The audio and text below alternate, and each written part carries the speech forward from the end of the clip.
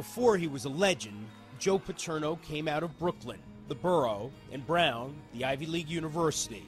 Unlikely starting points for the life of the most iconic figure of his era in college football. Nearing 40 when he succeeded Rip Engel, who'd been his coach at Brown and his boss at Penn State, as the Nittany Lions head coach, Paterno quickly built a reputation for excellence, not only as a coach, but as a molder of men. You gotta run, you'll get hurt if you don't. Come on, get to the ball, let's go! His early teams featured players such as defensive lineman Mike Reed and running back John Cappelletti, winners respectively of the Outland and Heisman trophies. Young men whose strength of character reflected positively on Paterno and the Penn State football team. By the 1980s, Paterno was the master of a program that was widely considered to be unlike most of its chief competition. Compared to Barry Switzer's Oklahoma Sooners and Jimmy Johnson's Miami Hurricanes, Paterno's Nittany Lions were Eagle Scouts. Paterno famously said he was staying in college football because he didn't want to leave the game to the Barry Switzers and Jackie Sherrills of the world, reminding everyone he wasn't like them. I felt this is where I would be happier and that I could do more good. The contrast was most vivid in the build-up to the 1987 Fiesta Bowl, Penn State versus Miami, which would decide the national title. The Hurricanes cultivated an outlaw image. The Nittany Lions were wearing the white hats. When Paterno's team won, largely on the strength of the defensive game plan drawn up by Jerry Sandusky, the victory was hailed as a triumph by the forces of good over the forces of evil. The team Paterno inherited from Engel in 1966 played in a 40,000-seat stadium. Not once since 1947 had the Nittany Lions finished the season ranked higher than ninth.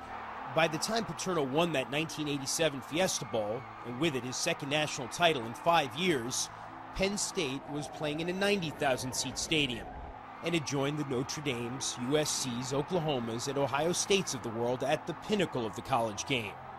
Penn State was also evolving as an academic institution, thanks in large measure to the prowess of Paterno's teams, which instilled pride among the alumni and enthusiasm among prospective students.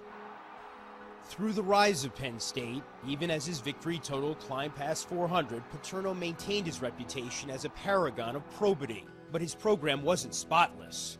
There were some ugly off-field incidents, and Paterno apparently lobbied to prevent misbehaving players from being subject to the rules that applied to other students. Still, in the landscape of college sports, Paterno and Penn State were prized as models of rectitude.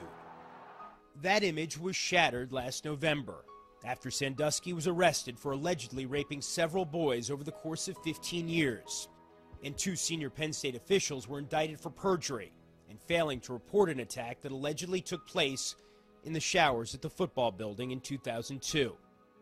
Paterno wasn't charged. The Pennsylvania Attorney General said he was a cooperative witness in front of the grand jury, but almost immediately he was accused of failing to do enough or anything to thwart Sandusky, whom he'd known for half a century.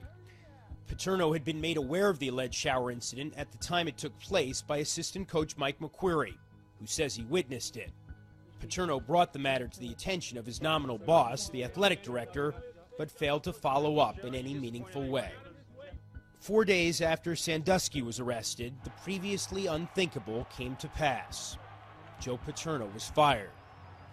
Joe Paterno is no longer the head football coach, effective immediately. I'm out of it maybe now. A phone call to put me out of it, but we'll go from here, okay? The campus erupted in protest, and former players stood by their coach. But outside State College, there were few who came to Paterno's defense.